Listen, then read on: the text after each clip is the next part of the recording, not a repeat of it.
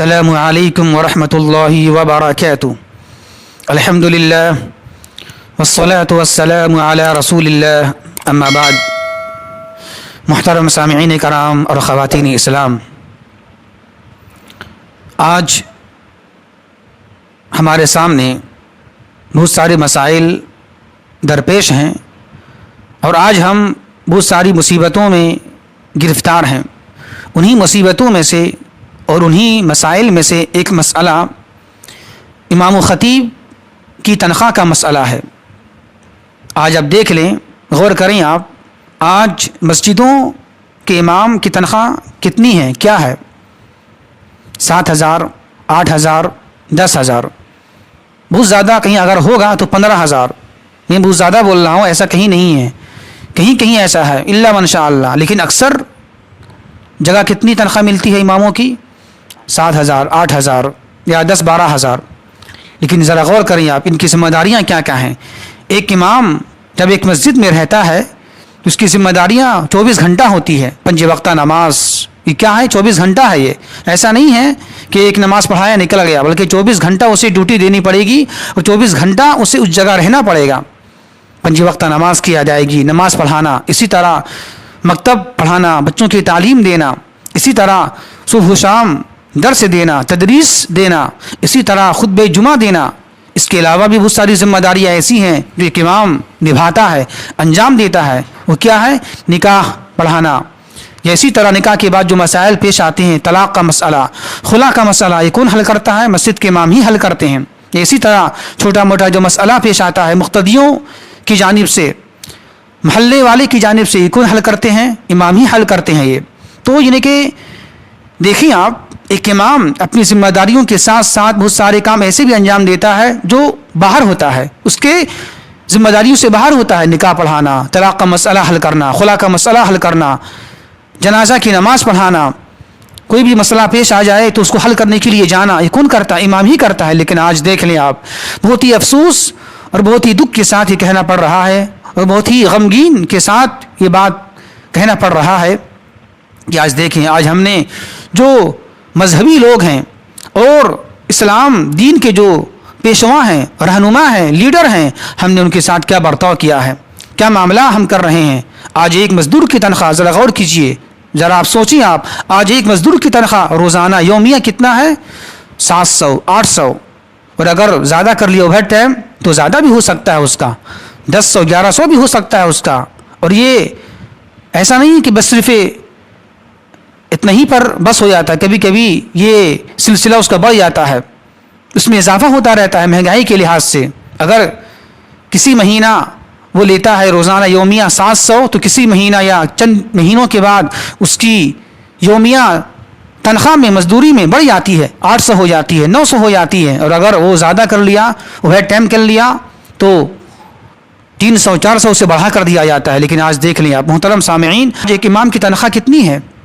اندازہ کر لیجیے آپ، ایک مزدور کی تنخواہ سے بھی کم ہے. تو یہ حال ہے. آج ہم نے مذہبی پیشوا کے ساتھ، اسلام کے جو رہنما ہیں، جو لیڈر ہیں، ان کے ساتھ ہم نے یہ معاملہ کیا ہے.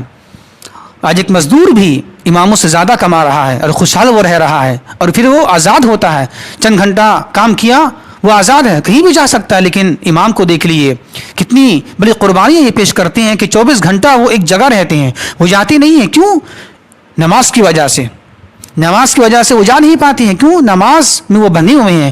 5 وقتہ نماز ان کی ڈیوٹی ہے، اس نماز کے اندر میں وہ بندھے ہوئے ہیں، اس میں وہ گرفتار ہیں. مکتب کی ڈیوٹی ہے، بچوں کی تعلیم کی ڈیوٹی ہے، صبح شام درس کی ڈیوٹی ہے، خطبہ جمعہ کی ڈیوٹی ہے. کہاں جا پائیں گے؟ لیکن دیکھ لیں آپ، ایک مزدور مزدوری کیا 7-8 گھنٹہ یا 9 گھنٹہ جو بھی ہو، وہ آزاد ہے، کہیں بھی جا سکتا ہے وہ، اور اس کی مزدوری بھی الحمدللہ بہت ہی اچھی ہوتی ہے. تو ذرا اب دیکھیں، آپ ذرا موازنہ کریں. آپ آج ایک امام کی تنخواہ مزدور سے بھی کم ہے. حالانکہ ایسا موازنہ کرنا مناسب نہیں، لیکن ہم بس ایک جھلک میں آپ کو دکھانا چاہ رہا ہوں اور ایک منظر میں آپ کو پیش کرنا چاہ رہا ہوں کہ ذرا دیکھیں آپ، ایک مزدور، حالانکہ مزدور کیا کچھ وہ جانتا انتا نہیں ہے، اسے علم سے کچھ مطلب نہیں ہے، بالکل وہ سمجھیے کہ ایک ان پڑھ جاہل بھی ایک مزدور بن سکتا ہے. لیکن ایک عالم دین کا مقام کتنا اونچا ہے کہ وہ 18 سال 15 سال 20 سال 25 سال مدرسوں میں تعلیم حاصل کر کے حافظ، قاری، عالم، فاضل بن کے وہ آتے ہیں، لیکن ان کی تنخواہ کتنی ہوتی ہے؟ مزدور سے بھی کم ہوتی ہے۔ لیکن ہونا کیا چاہیے تھا؟ ہونا یہ چاہیے تھا ہم ان کی تنخواہ ڈاکٹر انجینئر کے برابر دیں، جس طرح ڈاکٹر کی تنخواہ ہوتی ہے 40,000 50,000 60,000، ان کی تنخواہ ہم اس حساب سے دیں، چونکہ ماحول میں معاشرے میں ایک مقام ہوتا ہے ڈاکٹر کا، انجینئر کا، ٹیچر کا، تو آج ہم تنخواہ انہی حساب سے دیں۔ لیکن اب بہت افسوس کے ساتھ یہ بات کہنی پڑ رہی ہے کہ آج امام کی تنخواہ مزدور سے بھی کم ہے۔ بتائیے، اب ذرا غور کیجیے، اب مزدور کی کوئی حیثیت ہے ایک عالم کے مقابلے میں اور ایک مفتی اور فاضل کے مقابلے میں؟ لیکن دیکھیں آپ، اس سے بھی کم، اس کے مقابلے میں نہیں بلکہ اس سے بھی کم ہے، یہ اندازہ لگائیے آپ۔ حالانکہ ہونا کیا چاہیے تھا؟ ہونا یہ چاہیے تھا کہ امام کی تنخواہ، عالموں کی تنخواہ ٹیچر کی طرح دیا جائے، ڈاکٹر کی طرح دیا جائے، 40,000 50,000 دیا جائے۔ تو آج ہم نے یہ حال کیا ہے مذہبی پیشوا کے ساتھ، مذہبی لیڈر کے ساتھ۔ آج ایک امام پوری زندگی درس میں، تدریس میں، خطبہ جمعے میں حج کی فضیلت کو بیان فرماتا ہے، حج کی اہمیت کو بیان فرماتا ہے، اور یہ کہتا ہے کہ آپ حج کریں، لیکن خود وہ حج نہیں کر پاتا ہے، خود وہ عمرہ حج نہیں کر پاتا ہے۔ کیوں؟ کیا وجہ ہے؟ لوگوں نے، قوم نے اس کو اتنا بڑا اونچا نہیں کیا، اس کو اتنا دیا نہیں تنخواہ کہ وہ بیچارہ حج کر پائے، وہ عمرہ کر پائے، وہ زیارت کر پائے مسجد نبوی کی، مکے حرمین شریفین کی۔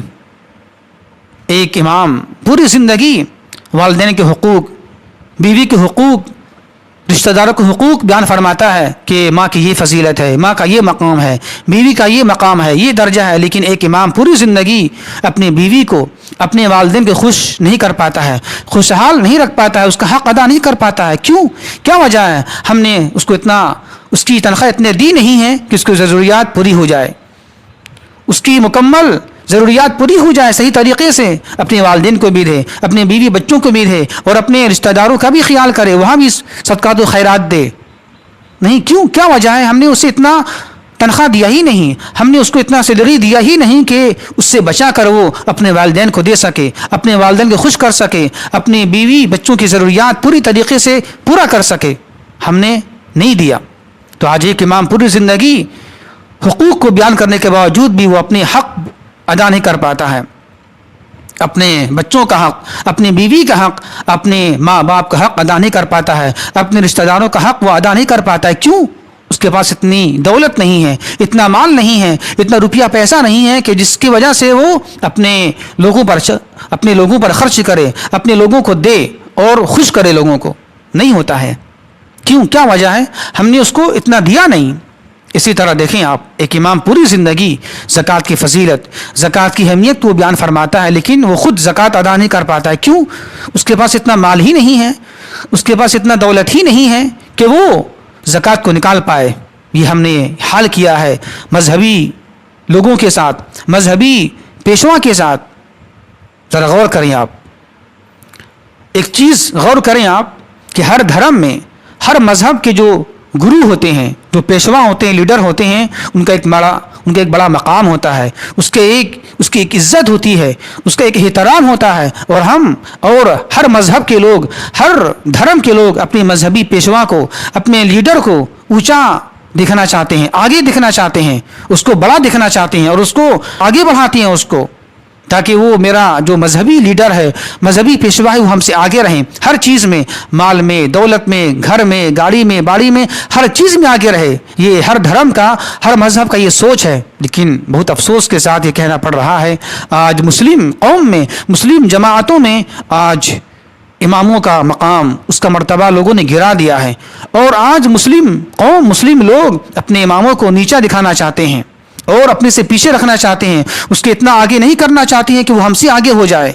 لیکن ہر دھرم کا یہ ایک سوچ ہے کہ ہمارے پیشوا، ہمارے رہنما آگے رہیں، لیکن یہ ایک واحد ایک قوم ہے، ایک جماعت ہے کہ اپنے مذہبی پیشوا کو، اپنے مذہبی لیڈروں کو، اپنے مذہبی رہنماؤں کو پیچھے کر دیتی ہے، اس کو آگے بڑھانا نہیں چاہتی ہے، اس کی عزت، اس کا احترام، اس کا وقار آج ہم لوگوں نے ختم کر دیا ہے۔ تو ایسا ہو رہا ہے آج۔ تو اس میں ایک بات، آخری بات میں یہ کہنا چاہوں گا، اگر ایسا ہی ہوتا رہے تو وہ دن دور نہیں ہے کہ یہ مسجد، یہ مدرسے خالی ہو جائیں گے، 10-15 سال کے اندر یہ بات ہماری نوٹ کر لیں آپ، 10-15 سالوں کے اندر جو آنے والا زمانہ ہے، 10-15 سال کے اندر میں آپ کو امام نہیں ملے گا، آپ کو صحیح مدرس نہیں ملیں گے پڑھانے کے لیے. کیوں؟ وجہ کیا ہے؟ یہ وجہ ہے کہ ہم نے ان کے ساتھ یہ معاملات کیے ہیں، ہم نے وہ مقام عطا نہیں کیا ہے جو مقام ایک ہم ٹیچر کو دیتے ہیں، ایک ڈاکٹر انجینئر کو دیتے ہیں. یہ ایسا وقت آنے والا ہے، تو ہمیں چاہیے کہ ہم اس کے حل کے لیے ذرا سوچیں اور ذرا غور کریں. اگر ہم ایسا نہیں کریں گے تو یہی علماء، ائمہ اور اچھے مدرسین یہ راستے چھوڑ دیں گے. اس میں نقصان کس کا ہوگا؟ لوگ سمجھتے ہیں جب یہ موضوع بیان کیا جاتا ہے اور یہ باتیں بیان کی جاتی ہیں تو لوگ سمجھتے نہیں ہیں، لوگ سنتے نہیں ہیں. چلو یہ امام لوگ اور مولانا لوگ اپنے مطلب کی بات بیان فرما رہے ہیں، اپنی مطلب کی بات کہہ رہے ہیں، جس میں فائدہ ہے وہ کہہ رہے ہیں. لیکن نہیں، ہرگز نہیں. اس میں فائدہ آپ کا ہے، اس میں فائدہ ہمارا نہیں ہے. جو امام الحمدللہ، جو عالم دین اور جو قاری اور جو مدرسین الحمدللہ اچھے ہیں، صلاحیت مند ہیں، صلاحیت والے ہیں، صلاحیت مند ہیں، وہ تو اپنا راستہ نکال لیں گے. کہیں نہ کہیں الحمدللہ روزی انہیں مل جائے گی، راستہ وہ نکال لیں گے انشاءاللہ. اللہ بہت بڑا ہے، اللہ روزی دینے والا ہے. لیکن اگر یہ ائمہ، یہ امام، یہ علماء کرام اور یہ مدرسین یہ لائن چھوڑ دیں گے تو نقصان آپ کا ہوگا، عوام الناس کا نقصان ہوگا. پھر یہ نمازیں کون پڑھائیں گے؟ مسئلہ مسائل کون حل کریں گے؟ طلاق کا مسئلہ، نکاح کا مسئلہ کون حل کرے گا؟ یہ کون حل کرنے والے آئیں گے؟ نماز جنازہ کون پڑھائیں گے؟ تو یہ اس میں نقصان ائمہ کرام کا نہیں ہے، اس میں نقصان ہم علماء کرام کا نہیں ہے. ایک میں بھی، ایک امام ہوں، میں بھی جانتا ہوں، اس لیے میں یہ ساری باتیں بیان فرما رہا ہوں اور بیان کر رہا ہوں. تو اس میں نقصان کسی عالم دین، کسی مدرس کا نہیں ہے، اس میں نقصان خود عوام الناس کا ہے.